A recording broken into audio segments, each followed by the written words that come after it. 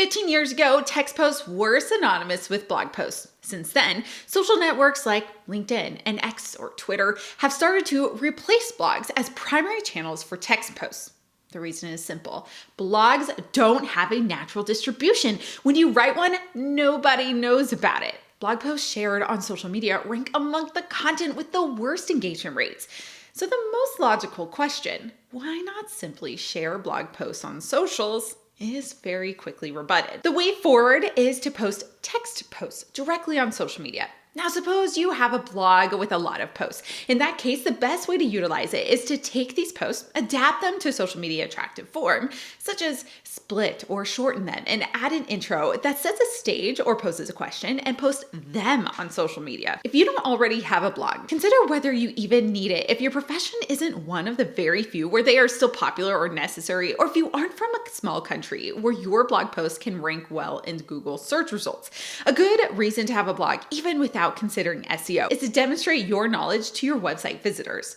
Posts on LinkedIn and X don't have to be as long and as time-consuming to write as blog posts. The main advantage of posting text posts on social media is the distribution. Apart from your network, the reach of your posts can be amplified by likes, comments, and reposts that gets your content in front of a wider audience. Images. Images will only work for you if your profession is heavily visually based and you can make attractive images to convey what you created.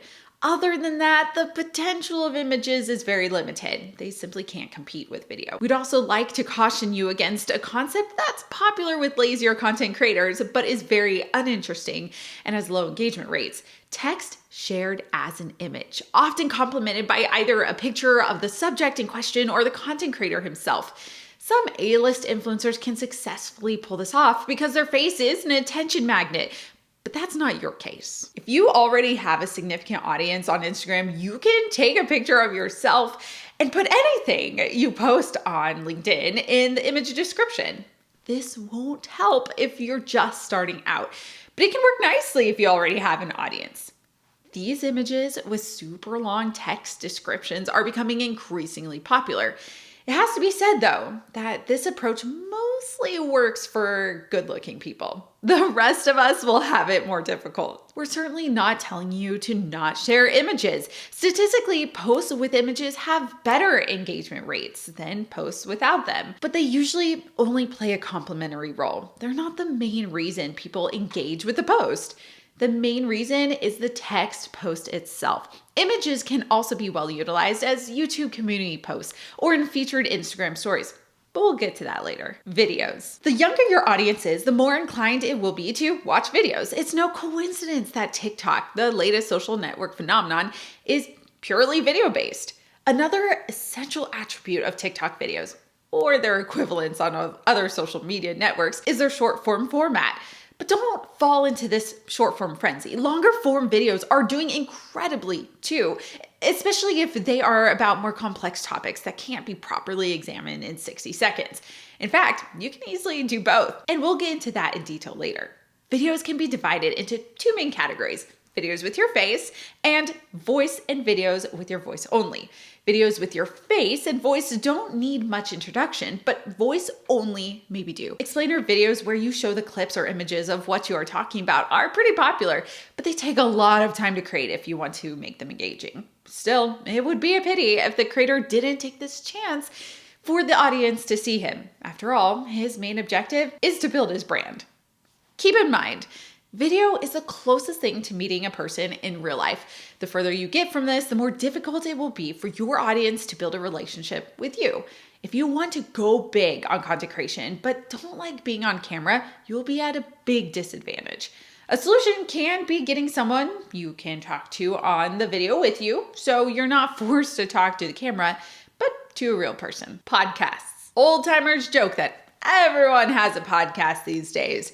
The entry barrier is indeed very low, and it's a popular option for those who don't like cameras or want to avoid dealing with video production.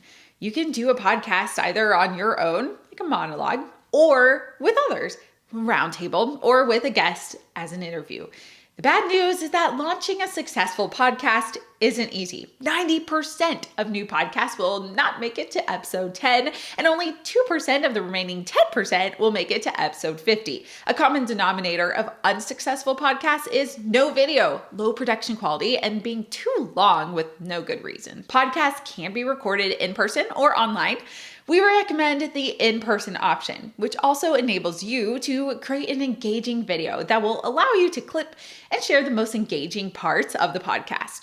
Sure, you can record the video of your online podcast too, but the difference in quality is substantial. Strangely, the main listener acquisition channel for podcasts is video.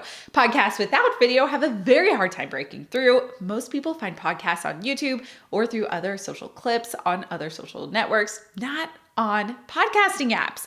Yes, many people listen to audio versions of podcasts, but usually it's after they find out about it through a video clip. Keep in mind, recording a video of your podcast will exponentially increase its potential and reach. Even webcams and phone cameras offer a very good quality these days, so there's no excuse for not having video. We can't recommend it enough.